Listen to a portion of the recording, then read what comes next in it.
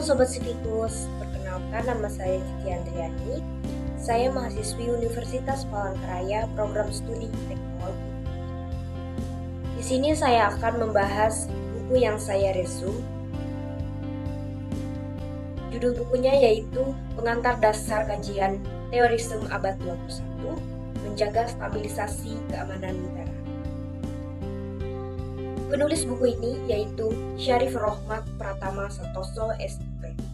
Penerbit Grup Penerbitan CV Budi Utama, ISBN 97862090512. Jadi buku ini memiliki 8 bab, namun saya membahas hanya 2 bab saja, yaitu bab 3 dan 4. Bab 3 yaitu terorisme global. Jaringan terorisme global era modern. Munculnya beberapa kelompok teroris yang membawa simbol agama sekitar abad 21 menjadi awal perubahan pandang terorisme menjadi paradigma baru.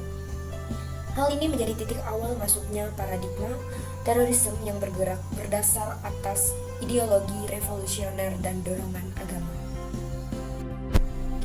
Awal mula bergesernya paham terorisme pada paradigma ini secara nyata dimulai ketika Presiden Amerika Serikat yaitu George W. Bush penyampaian pandangan mengenai war on terrorism yang dilakukan pada 16 September tahun 2001 atau setelah terjadinya penabrakan gedung kembar World Trade Center dan Pentagon menggunakan pesawat hasil pembajakan oleh kelompok Al-Qaeda menjadi titik dari perubahan tersebut. Peristiwa yang terjadi pada tanggal 11 September tahun 2001 tersebut lebih dikenal dengan nama tragedi 9/11. Dari data yang ada, peristiwa tersebut telah mengakibatkan 2.996 orang korban meninggal dan 25.000 korban luka-luka. Kelompok teroris terkenal yang pertama memiliki pandangan atas ideologi revolusioner dan dorongan agama yaitu Al-Qaeda.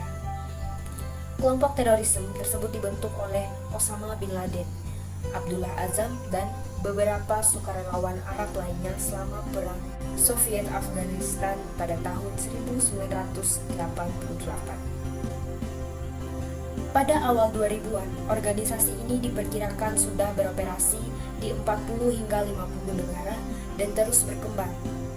Penyebarannya tidak hanya di Timur Tengah dan Asia, tetapi juga hingga Amerika Utara maupun Eropa. Dapat kita lihat peta negara yang terdampak aktivitas terorisme.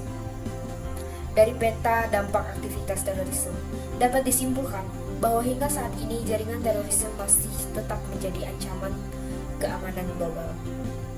Meskipun jumlah kematian akibat kasus terorisme menurun, namun dari 71 negara terdampak mencatatkan data lebih dari 1 kematian yang ditimbulkan oleh aksi terorisme. Wilayah yang mengalami penurunan kasus terorisme di wilayah ini diidentifikasikan terjadi karena adanya peningkatan pendanaan anti-terorisme dan dikombinasikan pada pengawasan yang baik pada negara-negara kawasan tersebut. Jika dilihat dari dampak yang ditimbulkan terhadap ekonomi global, kasus terorisme membawa kerugian sebesar 33 miliar US dollar pada tahun 2018. Hal tersebut menjadi penurunan substansial 38% dari tahun sebelumnya. Penurunan kerugian yang terjadi ini berjalan lurus dengan meningkatkan antisipasi keamanan negara terhadap serangan terorisme global. 3.2 Resolusi Internasional. Guna mengatasi kerawanan terhadap berbagai macam bentuk terorisme, United Nations Security Council, yang merupakan mahkamah keamanan dalam United Nations, telah mengeluarkan Global Center Terrorism Strategy. Global Center Terrorism Strategy ini merupakan yang dijadikan salah satu pedoman negara-negara dalam memerangi terorisme global. 4 pilar yang telah dirumuskan oleh United Nations diantaranya itu dapat kita lihat di dalam tabel tersebut. Pilar Global Center Terrorism Strategy. Kemudian bab 4, Sejarah Terorisme Indonesia. 4.1 awal mula munculnya terorisme dorongan agama di Indonesia. Ketika awal mula munculnya gerakan teror berdasar nilai-nilai agama pada awal dekade abad 21 di Indonesia, keberadaan terorisme lebih dikaitkan dengan jaringan kelompok Jemaah Islamiyah. Kelompok ini merupakan kelompok radikal Islam yang dianggap menjadi ancaman serius bagi keamanan di Asia Tenggara. Hal ini terjadi didasarkan hasil identifikasi pihak kepolisian antara tahun 2002 sampai tahun 2006. Merujuk kepada hasil identifikasi tersebut, mengungkapkan bahwa anggota Jemaah Islamiyah ini adalah otak dan pelaku aksi teror di beberapa wilayah Indonesia. Merujuk kepada sejarah pembentukan kelompok Jemaah Islamiyah, didirikan pada tanggal 1 Januari 1993. Kelompok ini berdiri dari hasil perpecahan internal dalam Darul Islam atau DI atau TII, yang merupakan gerakan radikal Islam atau anti-kolonialis di Indonesia pada tahun 1940-an. Dengan sosok pemimpin kuat seperti Abu Bakar Bashir dan Abdullah Sukar, jaringan Jemaah Islamiyah terus mengembangkan pengaruh di Indonesia pasca runtuhnya kekuasaan Soeharto dari kursi presiden pada tahun 1998. Operasi terorisme yang paling terkenal dari jaringan Jemaah Islamiyah di Indonesia yaitu pelaksanaan teror bom Bali. Aksi terorisme tersebut dilaksanakan 2 kali di Bali. Pertama pada tanggal 12 Oktober tahun 2002 dan yang kedua dengan skala yang lebih rendah yaitu pada tahun 1 Oktober 2005. Selain peristiwa bom Bali yang menewaskan banyak korban, jaringan Jemaah Islamiyah di Indonesia beberapa kali juga pernah melakukan rangkaian aksi terorisme di beberapa negara lain. Rangkaian aksi teror yang dicurigai merupakan aksi dari jaringan Jemaah Islamiyah, yaitu pengeboman Zamboanga, pengeboman Metro Manila, dan pengeboman Kedutaan Australia 2004 di Jakarta. Sebelum masuknya jaringan yang terkoneksi oleh ISIS, seperti pada saat ini diketahui ada 5 kelompok teroris Indonesia yang memiliki jaringan kuat. Kelompok teroris tersebut yaitu yang pertama Mujahidin Indonesia Timur yang hingga kini dipimpin oleh Santoso di pedalaman hutan Poso Sulawesi Tengah. Yang kedua Mujahidin Indonesia Barat dipimpin oleh Abu Roban alias Bambang Nangka yang tewas oleh sergapan detasemen khusus atau Densus 88 di Kendal pada 2013. Yang ketiga Laskar Jundullah yang saat itu dipimpin oleh Agus Dwi Karma. Keempat Jemaah Ansarut Tauhid yang dipimpin oleh Abu Bakar Bashir. Kemudian yang kelima Daulah Islamiyah Nusantara. Organisasi ini terkait dengan Brigadir Syahputra, mantan anggota Polres Batanghari yang kemudian hijrah dan tewas di Suriah. Kemudian 4.2 aksi terorisme model baru di Indonesia. Merujuk kepada kasus terorisme yang sempat menggemparkan Indonesia, salah satunya terjadi pada tahun 2018. Jaringan yang melaksanakan rangkaian kegiatan ini merupakan jaringan Jamaah Ansarut Daulah yang merupakan cabang ISIS di wilayah Asia Tenggara. Rangkaian peristiwa peledakan bom di berbagai tempat wilayah Surabaya dan Sidoarjo, Jawa Timur. Peristiwa tersebut terjadi pada kurun waktu tanggal 13 hingga 14 Mei 2018.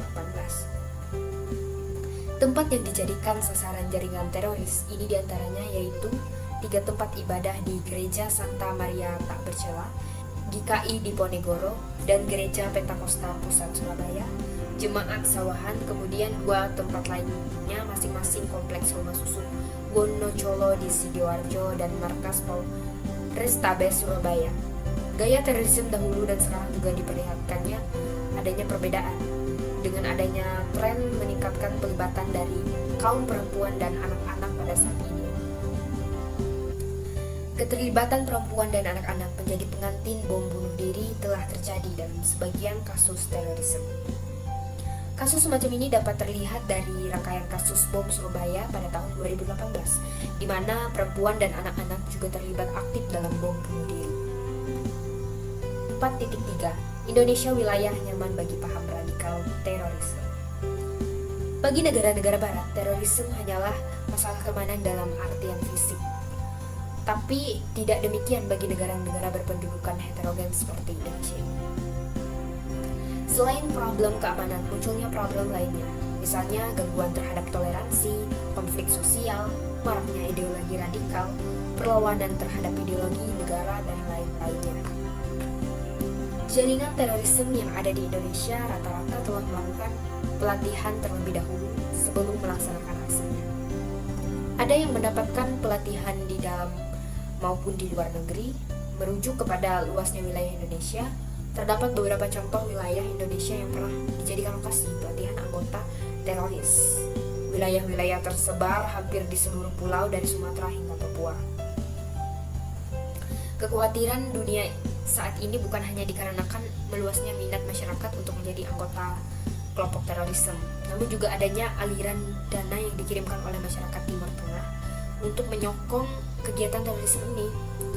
Salah satunya di Indonesia yang pada tahun 2016 Pusat Pelaporan dan Analisis Transaksi Keuangan Indonesia menemukan aliran dana yang dikirim ke Timur Tengah dengan dugaan penggunaan guna di kegiatan terorisme.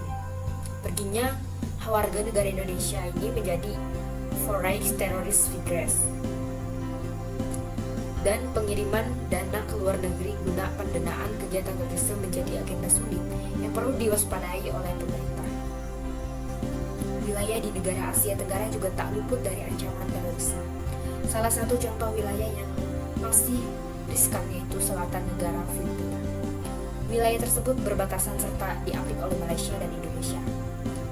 Pada wilayah Filipina tersebut terdapat kelompok Abu Sayyaf yang memiliki afiliasi dengan kelompok ISIS yaitu Abu Bakar al-Baghdadi di Suriah pada tahun 2019. Terdapat indikasi bergesernya target ISIS di Filipina melakukan kelompok Abu Sayyaf.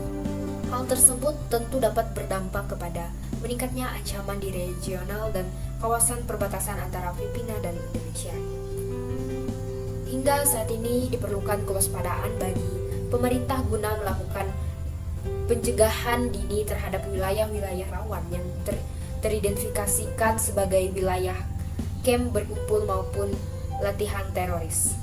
Selain di wilayah yang berada di Indonesia, juga diperlukan kerjasama internasional guna berbagai informasi terkait perkembangan terorisme global.